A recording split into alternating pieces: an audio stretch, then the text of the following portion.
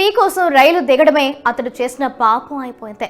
ఆ ఘటన అతన్ని ఏకంగా 22 ఏళ్లు బానిసగా మార్చింది.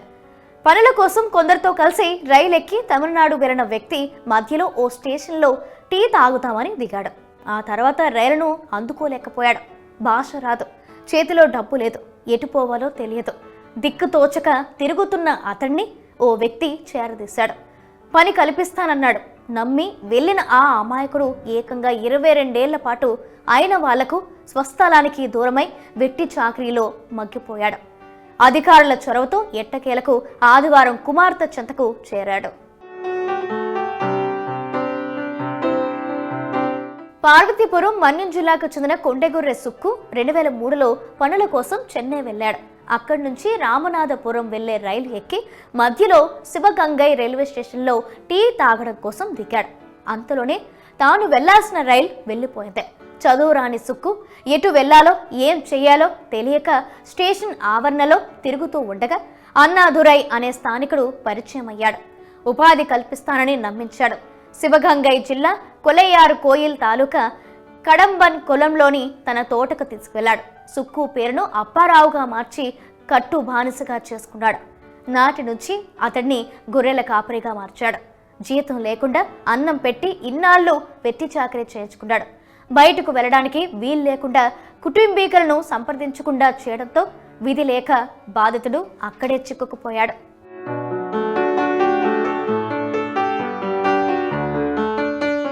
20 ఏళ్ల తర్వాత మా కుటుంబ సభ్యులను కలవడం ఆనందంగా ఉందని అంటున్నారు కొండెగుర్రె సుక్కు.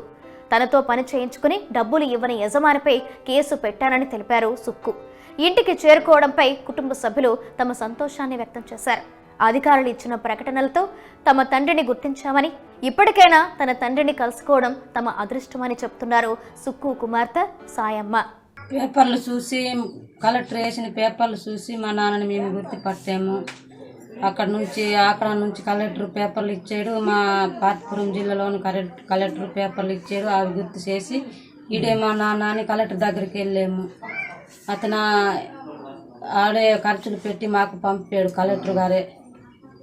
అక్కడ అయితే అతను అయితే ఏంటి మాకు రూపాయి ఇవ్వలే, గవర్నమెంటే చూసుకున్నారు అన్ని. సంతోషంగా పర్వాలేదు. మా ఊరు వచ్చాను, మా కుటుంబం అందరినీ కలిసాను. మా కుటుంబం అంత నెలకి నాకు సంతోషంగా ఉంది. చెప్పాలి, ఎవరికి చెప్పాలి, నాన్న వీటికి పోనీ అని అప్పుడు చూడలేను, చెప్పాను ఇవ్వలే, అందుకు కేసు పెట్టిస్తాను. నాకు డబ్బులు ఏంటి ఇవ్వలేదా అప్పుడు కాసుకుని అంతే. పోలీసుకి సొల్లు చేసి పోలీసు ఇంకే కలెక్టర్ మనకి ఫోన్ చేశాను. బ్రతుకు తెరువు కోసం పొరుగు రాష్ట్రానికి వెళ్లిన సుక్కు 22 ఏళ్లుగా కూలీ నాలీ లేకుండా వెట్టి చాకరీ చేస్తూ గడిపాడు. అయితే గత 10 రోజుల క్రితం తమిళనాడులో కార్మిక శాఖ అధికారులు పలు వ్యాపార రంగ సంస్థలపై దాడులు నిర్వహించారు. అలా చేసిన దాడుల్లో అప్పారావు 22 ఏళ్లుగా కూలీ లేకుండా వెట్టి చాకరీ చేస్తున్నాడని గుర్తించారు. అనంతరం అతన్ని ఓ ప్రభుత్వ వసతి గృహానికి చేర్చారు. అతని పేరు తెలుసుకుని అతని కుటుంబ సభ్యుల కోసం ఆరా తీశారు. అలా సేకరించిన సమాచారంలో వెట్టి చాకరీ చేస్తున్న వ్యక్తి అప్పారావు అని, అతనిది పార్వతీపురం మన్యం జిల్లా అని గుర్తించారు.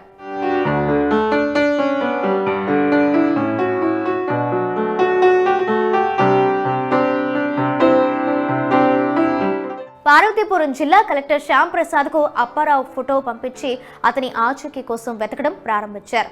పార్వతీపురం మన్యం జిల్లాకు చెందిన జాతావు ఆదివాసీ తెగకు చెందిన సుక్కు అనే వ్యక్తి 22 ఏళ్ల క్రితం ఉపాధి నిమిత్తం తన గ్రామానికి చెందిన పలువురితో కలిసి రైలులో పాండిచ్చేరికి బయలుదేరాడు. అలా రైలు తమిళనాడులోకి ప్రవేశించిన తర్వాత మార్గ మధ్యలో ఓ స్టేషన్లో ఆగింది. వెంటనే అప్పారావు టీ తాగేందుకు ట్రైన్ నుండి కిందకు దిగాడు.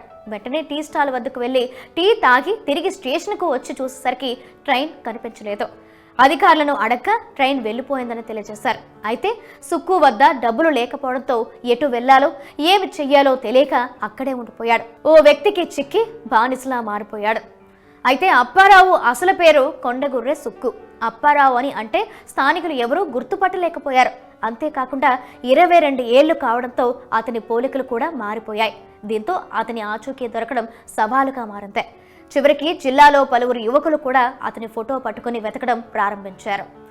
ఇందులో భాగంగా అనంతరావు టంకాల అనే యువకుడు కొండగొర్రె సుక్కు కుమార్తె పార్వతీపురం మండలం ముక్కాయ వలసలోని ఉందని గుర్తించి అధికారులకు సమాచారం ఇచ్చారు. అలా అప్పారావు ఆచూకీ తెలుసుకుని ఎట్టకేలకు కుమార్తెకు అప్పారావును అందజేశారు. దీంతో అప్పారావు కుటుంబంలో ఆనందానికి అవతుల్లేవు. అంతేకాకుండా 22 ఏళ్లు కూలీ లేకుండా పని చేయించుకున్న యజమాని వద్ద నుండి కూలీ డబ్బులు అందజేయడంతో అప్పారావు జీవనోపాధికి మేకల యూనిట్ ఏర్పాటు చేస్తామని జిల్లా కలెక్టర్ శ్యామ్ ప్రసాద్ హామీ ఇచ్చారు.